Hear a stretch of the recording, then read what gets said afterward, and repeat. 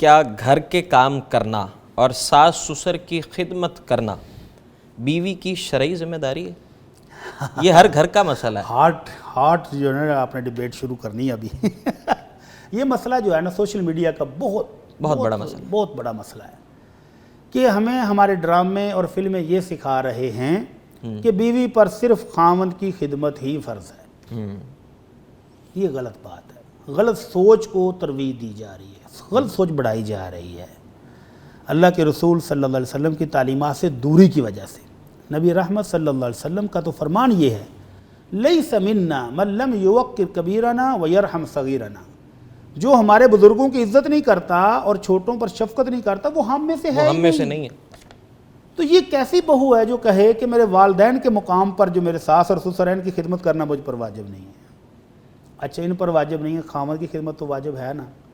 وہ خامد جو رات دن ان کے لیے کما کے لا رہا ہے، ان کو ملکہ کی طرح گھر پہ رکھا ہوا ہے، اس کی خدمت تو واجب ہے نا۔ یہ تو یہ بھی مانتے ہیں، دنیا کا ہر بندہ مانتا ہے کہ خامد کی خدمت اس پر واجب ہے، بالکل۔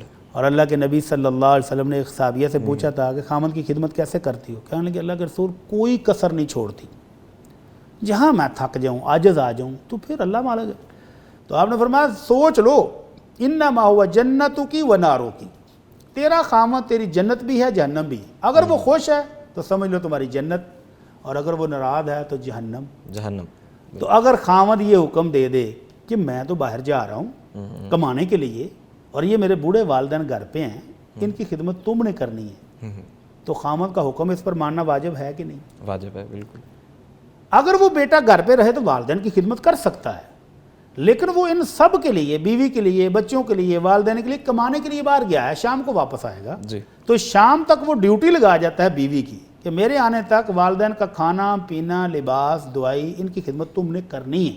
تو یہ حکم ہے اور خامد کا حکم ماننا اس کے لیے واجب ہے، تو اس کا مطلب یہ خدمت واجب ہے۔ اچھا مفتی صاحب، اگر خاتون ورکنگ وومن ہے تو اس حوالے سے بھی ذرا مختصراً کچھ کہیے۔ ورکنگ وومن اسلام نے اسی لیے جتنی معاشی ذمہ داریاں نا وہ مرد پر رکھی ہیں۔ جی، نبی کریم صلی اللہ علیہ وسلم نے اپنی بیٹیوں بیویوں کے ذریعے میسیج دیا ہے امت کو کہ خواتین گھر میں رہیں گی۔ سیدہ فاطمہ الزہراء رضی اللہ تعالی عنہا والد گرامی کے پاس آئیں اور ہاتھ دکھائے، ہاتھ میں چھالے بنے ہوئے تھے، کیا ہے؟